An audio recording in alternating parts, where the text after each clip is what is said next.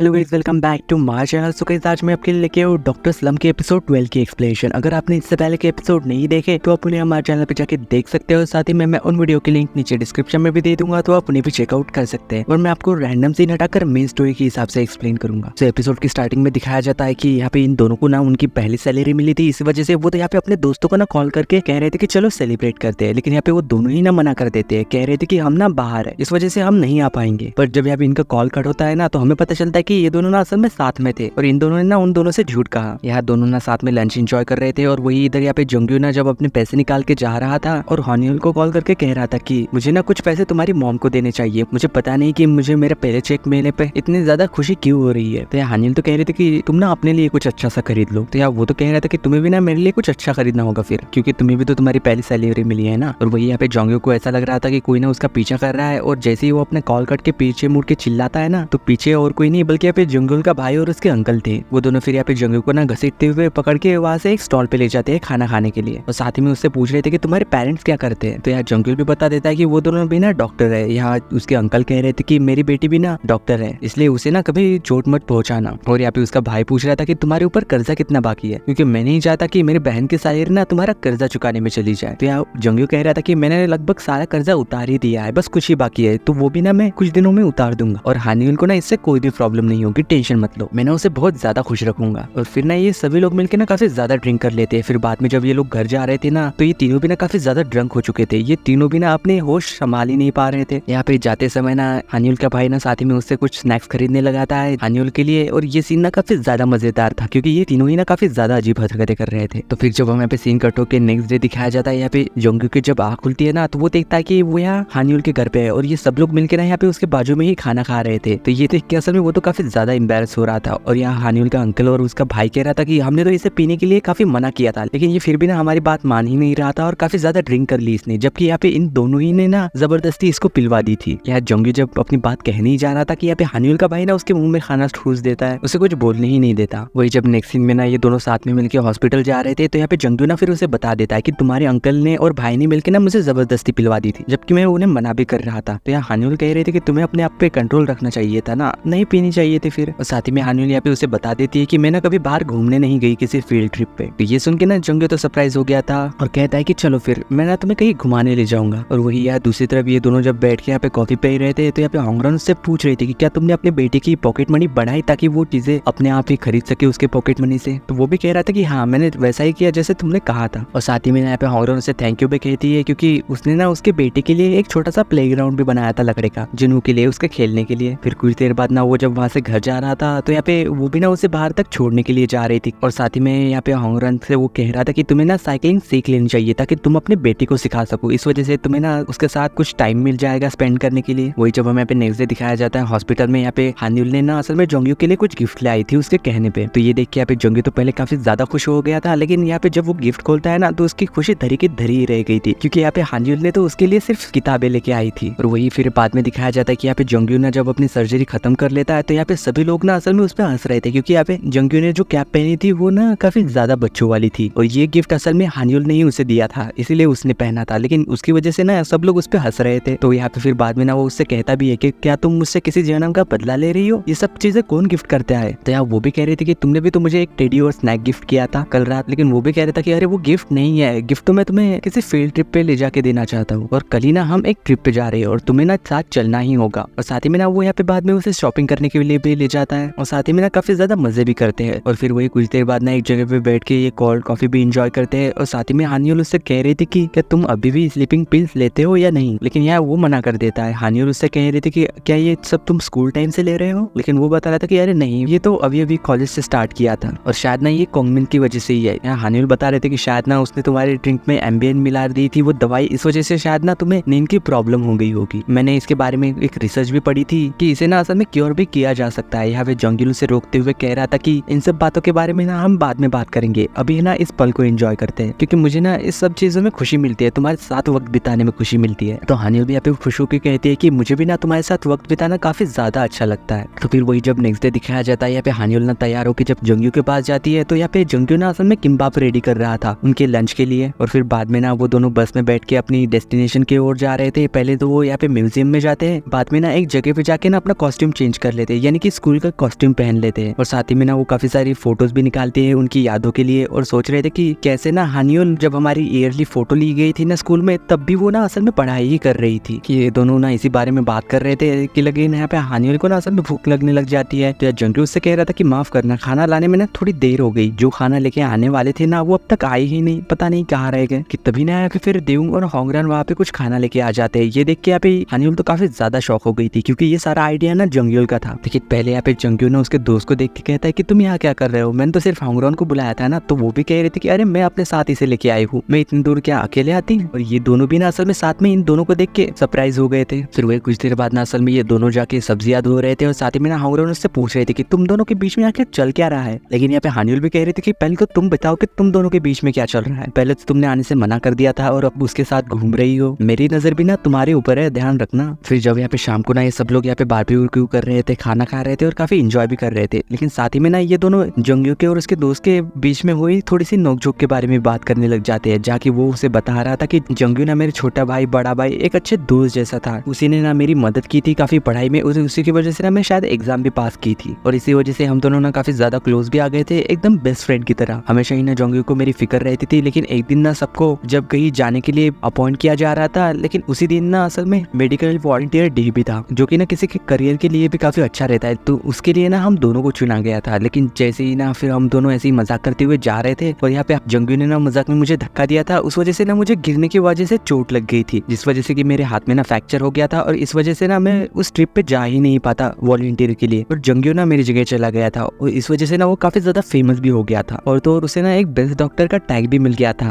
तो यार हानियोल ना असल में जंगयू को सपोर्ट करते हुए कह रही थी कि जंगयू ना इतना ज्यादा स्मार्ट है, हैंडसम भी है और काफी अच्छा डॉक्टर भी, तो उसे ना बेस्ट डॉक्टर का अवार्ड तो मिलना ही चाहिए था ना। तो होंगरान भी कह रही थी कि ऐसा नहीं है, देवंग भी ना काफी हैंडसम है, वो भी ना काफी काबिल है, तो उसे भी तो मिलना चाहिए था ना। और ये दोनों भी ना असल में इसी बात को लेके आपस में लड़ने लग गए थे। तो उन दोनों को ऐसे देख के दोनों तो कह रहे थे कि अब बाल पकड़ने बस लड़ने मत लग जाना। और साथ ही में यहाँ पे जंगयू बता रहा था कि उसके बाद ना मेरे पास काफी ज्यादा एड्स के कॉन्ट्रैक्ट भी आने लगे थे और जंगयू ना हमेशा ही मुझे रिसर्च के लिए पूछता था, हेल्प के लिए। तो उस वक्त यहाँ पे देवंग ने कह दिया था गुस्से में कि अब तो तुम बेस्ट डॉक्टर बन चुके हो, तो तुम्हें मेरी हेल्प की क्या जरूरत। वो ना उसके ऊपर काफी ज्यादा गुस्सा हो गया था और यहाँ पे जंगयू भी ना उसके ऊपर गुस्सा हो गया था और वो ना कुछ कह देता है उससे। तो इसी वजह से ना यहाँ पे इन दोनों के बीच में ना काफी बड़ी लड़ाई भी हो गई थी और ये सीन भी ना यहाँ पे इन दोनों की लड़ाई का काफी ज्यादा मजेदार था। और वही यहाँ पे ये दोनों ना असल में ये बात सुन के काफी ज्यादा हैरान हो गए थे। यहाँ पे जंगयू ना फिर उससे कह रहा था कि मैं ना अपनी ट्रिप कैंसिल करके तुमसे मिलने आया था, लेकिन तुमने ना मुझसे बात करने से ही मना कर दिया। यहाँ पे देवंग भी उससे कह रहा था कि मेरे डाइवोर्स की वजह से ना ये सब हुआ, मेरे इन-लॉज ना काफी ज्यादा मुझे दबाव में रखते थे और तुम भी ना काफी ज्यादा टॉप पे होने लगे थे और मुझे ना जरा भी भाव नहीं देते थे, बस इसी वजह से मुझे गुस्सा आ गया था और इस वजह से हमारे बीच में लड़ाई भी हो गई थी। और वो ना एक दूसरे से फिर यहाँ पे माफी भी मांग लेते हैं। लेकिन जब यहाँ पे देखते हैं कि यहाँ पे होंगरान और हानियोल ना वहां से जा चुकी थी इन दोनों के झगड़े के बीच से, तो यहाँ पे इन दोनों को जब दिखाया जाता है, ये दोनों तो कह रहे थे कि ऐसा भी कोई लड़ता है क्या बच्चों की तरह। और साथ ही में यहाँ पे हानियोल ने उससे पूछ रही थी कि क्या तुम उसे पसंद करती हो ना। लेकिन यहाँ पे होंगरान तो कह रही थी कि ऐसा भी तो नहीं है कि मैं उसे डिसलाइक करती हूँ, हाँ शायद मैं उसे पसंद करने लगी हूँ। और साथ ही में उससे पूछ रही थी कि कॉन्गमिन ना अचानक से जॉब क्यों छोड़ रहा है, तुम कहो तो मेरे पास ना एक मेडिकल रिपोर्टर है, क्या हम उसकी मदद ले। पर हानियोल ने उसे मना कर देती है, कह रही थी कि ये सारी बातें ना पास में है, छोड़ो उसे, जाने दो, अभी जो है ना उसे एंजॉय करते हैं। और वही यहाँ पे देवंग ना उसे बता रहा था कि तुम्हें कैसे पता लगा कि उसके साथ क्या हुआ था,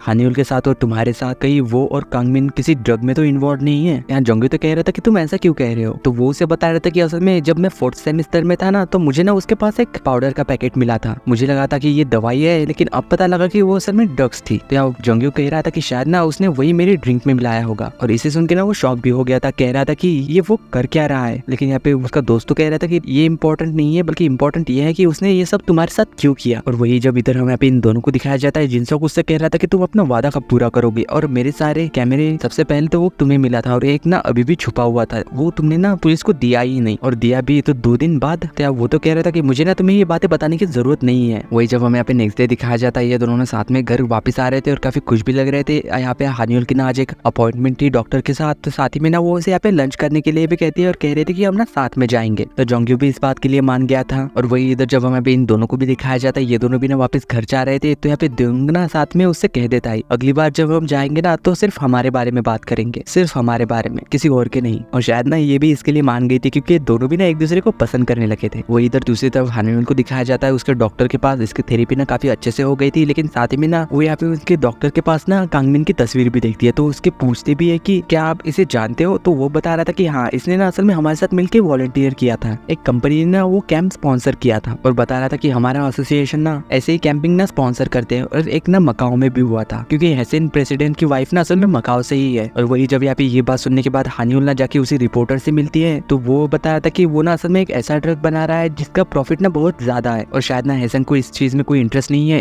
तो बस उसने ना बस ये प्रॉफिट बनाने के लिए किया। उनका रिलेशन ना शायद मकाओ के गैंगस्टर से भी है। तो ये सुन के ना हानिउल तो शॉक हो गई थी। और बाद में जब वो यहाँ पे कुछ ना सर्च कर रही थी, तो उसे ना एक पिक में हेसन के प्रेसिडेंट को देखती है, जो कि असल में उस दिन हियरिंग में भी आया था जोंग्युल के। वो यहाँ पे हानिउल से भी टकरा गया था। लेकिन तभी ना यहाँ पे हानिउल की मॉम का ना उसे कॉल आ गया था, जो कि बता रही थी कि तुम्हारा भाई ना पुलिस स्टेशन में है। तो जब हम यहाँ पे उसी के भाई को दिखाया जाता है, जो कि असल में आना है फुटेज चेक कर रहा था, तो यहाँ पे पुलिस उसे बता रहे थे कि वो जो लड़का आपके घर में घुसा था ना, वो जिनसुक नहीं था, वो कोई और ही था। तो जब यहाँ पे हानिउल भी ना वहाँ पे पहुंच के देखती है, तो फुटेज में और कोई नहीं बल्कि कांगमिन था। और वही इधर यहाँ पे कांगमिन को पता चलता है कि जून सिंह ने ना असल में एक कैमरा और छुपा के रखा था। और ये बात ना किसी को भी नहीं पता थी, लेकिन ये सुन के ना उसे तो गुस्सा आ गया था और वो ना यहाँ ग्लास तोड़ देता है। और वही यहाँ पे कांगमिन के पास ना हानिउल कॉल कर देती है और कह रही थी कि मुझे ना तुमसे मिलना है। और वही दूसरी तरफ यहाँ पे जोंग्युल ना हानिउल का वेट कर रहा था, क्योंकि काफी देर हो चुकी थी और ना ही उसे कॉल लग रहा था। इस वजह से वो ना यहाँ पे उसे मैसेज भी कर देता है। और वही यहाँ पे हानिउल ना असल में उससे मिलने आई थी, और साथ ही में ना हेसन के प्रेसिडेंट के बारे में काफी सारे सवाल भी उससे भी करती है। और साथ ही में ना एक फोटो दिखा के उससे कह रही थी कि क्या कहीं सब चीजों में तुम भी तो इंक्लूड नहीं हो, और कहीं जोंग्युल के साथ जो हादसा हुआ था मेडिकल वाला, कहीं उसमें भी तो तुम्हारा हाथ नहीं है। तो ये सुन के ना असल में कांगमिन तो शॉक हो गया था। और तभी ना एक ट्रक आके ना इनकी गाड़ी को टक्कर मार देता है और इनका ना एक्सीडेंट हो गया था। और वही यहाँ पे जोंग्युल ना अभी भी उसका इंतजार ही कर रहा था। और इसी सीन के साथ डॉक्टर स्लम के एपिसोड 12 की एंडिंग होती है।